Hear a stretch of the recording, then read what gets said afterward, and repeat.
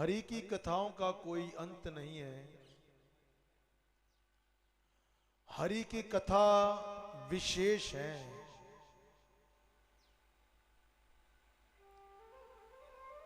इनका जितना गुणगान किया जाए उतना ही थोड़ा है।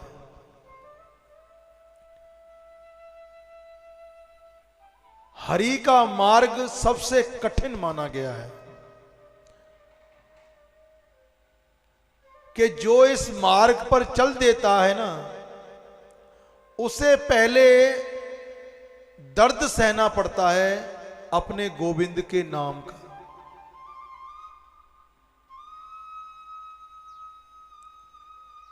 उसे पहले अपने तन मन को कुर्बान करना पड़ता है अपने गोविंद के चरणों में।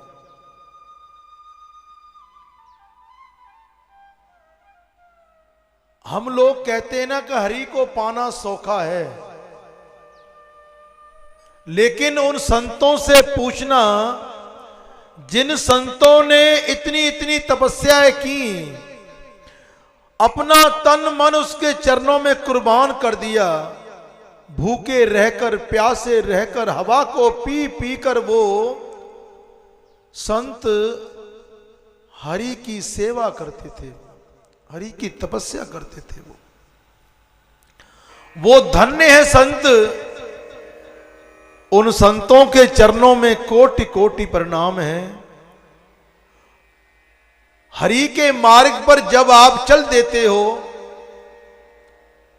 जब भी कोई आप हरि का कार्य करने की कोशिश करते हो, जब भी आप हरि के नाम का कोई सिमरण करने की कोशिश करते हो, जब भी आप कोई हरि का ध्यान करने की कोशिश करते हो, तो कोई ना कोई राक्षस, कोई ना कोई दुष्ट आत्मा आपके शुभ कार्य में विघ्न डालने की कोशिश अवश्य करती है।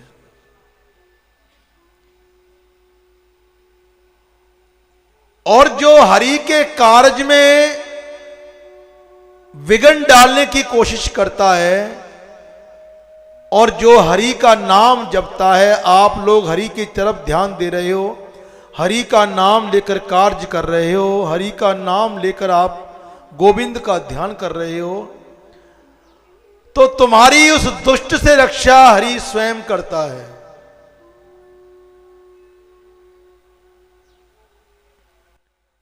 तुम्हारी स्वयं रक्षा हरि करता है। जिस समय विश्वामित्र जी ने दशरथ से कहा कि हे महाराज, तुम्हारे पूर्वजों ने कभी भी संतों का अपमान नहीं होने दिया, तुम्हारे पूर्वजों के राज्य में, तुम्हारे राज्य में कभी संत ब्राह्मणों का, गौओं का कभी अपमान नहीं हुआ। लेकिन हे राजन,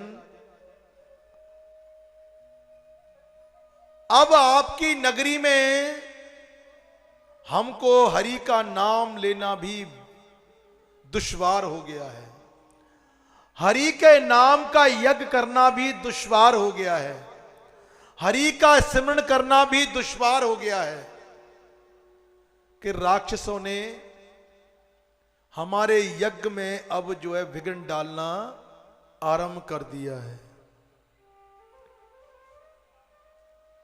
जिस समय दशरथ ने ये बात सुनी तो उन्होंने कहा कि महाराज, मैं अभी जाता हूं और उन राक्षसों का संहार करता हूं, उनको मारता हूं। विश्वामित्र जी ने कहा कि आप राम और लक्ष्मण को मेरे साथ भेज दीजिए, यही सब कुछ ठीक कर देंगे। क्योंकि गुरु जब भगवान का ध्यान करता है, गुरु जब भगवान का स्मरण करता है, तो गुरु की आत्मा परमात्मा में मिल जाती है। वो अपने गोविंद को पहचान लेता है कि मेरे गोविंद मेरी रक्षा करने के लिए स्वयं आ गया है, तो मैं उसके द्वार पर जाकर ही झोली फैलाऊंगा।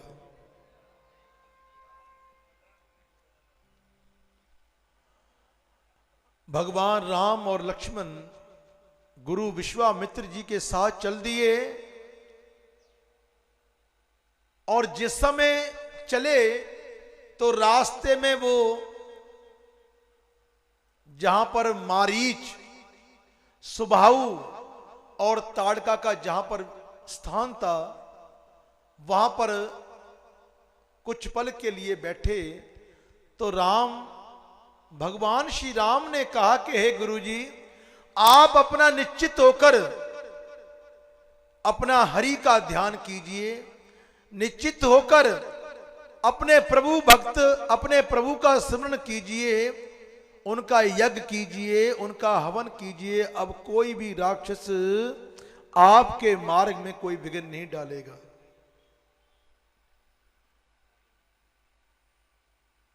तो जिसके साथ स्वयं गोविंद है, जिसके साथ स्वयं राम है, जिसके साथ स्वयं परमात्मा आप आकर खड़े हैं, तो उसको कौन संसार में मार सकता है?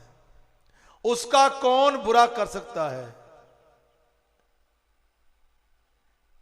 उसका कोई भी बाल बांका नहीं कर सकता, क्योंकि स्वयं परमात्मा उसके सामने आकर खड़े हो जाते हैं। इसलिए प्रभु पर विश्वास रखें, अपने गोविंद पर विश्वास रखें।